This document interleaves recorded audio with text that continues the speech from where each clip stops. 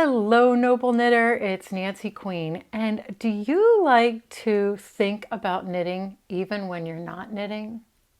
I do. I do it all the time. But what would you say if I told you you could combine two amazing hobbies in one, reading and knitting? Well, there are authors out there who create knitting mysteries, and there's a ton of them. So today I'm going to talk to you about 3 knitting series, and they're all cozy mysteries. So what exactly is a cozy mystery?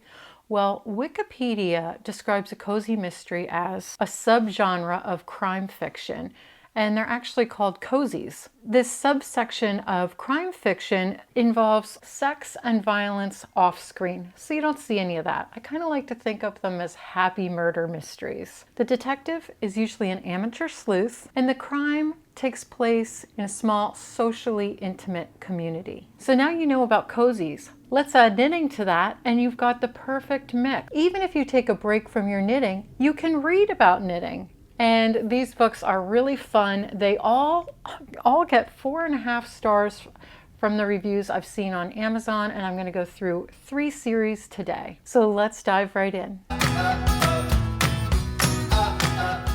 Don't forget to subscribe to this channel and click the bell to get notified every time I post. The first series I'm going to tell you about today is the Nitty Kitties, and these are written by Tracy Drew, and the books all take place down under. The protagonist in the book is named Tessa Wakefield. She takes over her grandparents' yarn store called Unraveled, and it takes place in the seaside village of Cape Discovery. This series is all about cats, yarn, and murder.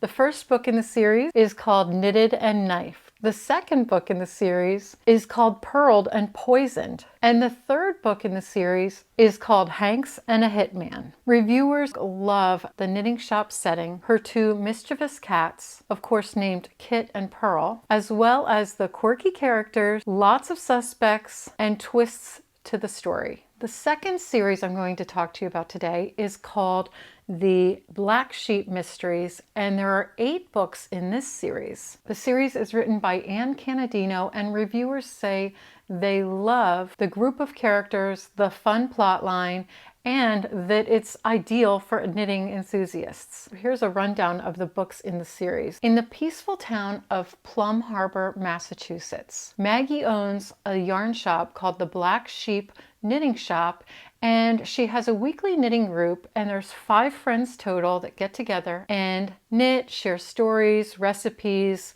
just have a good time. However, mystery and mayhem seem to follow them wherever they go. So in the first book, While My Pretty One Knits, there's a rival yarn shop across town. The owner ends up dead in her shop. The detectives turn their eyes on Maggie. In the second book, Knit, Pearl, Die, a close friend of the Black Sheep knitters ends up dead in the pool, and these amateur sleuths have to come in and solve the mystery. In the third book, A Stitch Before Dying, the 5 Black Sheep knitters head up to the Berkshires for a knitting getaway at a spa. However, the spa turns into a crime scene, and the knitters are on the case. Death Do Us Pearl, Maggie's helping a bride-to-be with her shawls for her upcoming wedding. However, when the groom turns up dead, the Black Sheep knitters are on the case. Silence of the Llamas is another book you won't want to miss. A local llama farm is the ideal location for an upcoming fiber festival.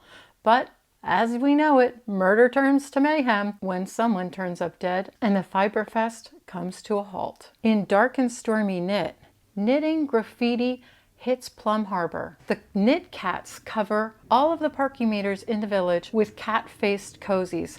It's all fun and games until things unravel when a corpse turns up in identical stitches to the ones used by the Knit Cats. The postman always purls twice when Maggie's shop is turned into a set for a big budget Hollywood movie. However, when one of the cast members turns up dead, guess who's on the case? Those Black Sheep knitters. In the last book in this series, A Murder in Mohair, a new psychic moves into town, but 2 dead bodies show up before Maggie and the Black Sheep knitters unravel this mystery. Next up is this 2-book series by Hilary Latimer. In Malice in Wonderland, a up-and-coming knitting designer is found murdered at the start of the South's largest fiber festival. An FBI agent and his girlfriend are there to solve the case. In the second book, The Dides of March, this FBI agent and his girlfriend are heading to a weekend knitting event where they're supposed to learn how to dye yarn. When the teacher is found dead,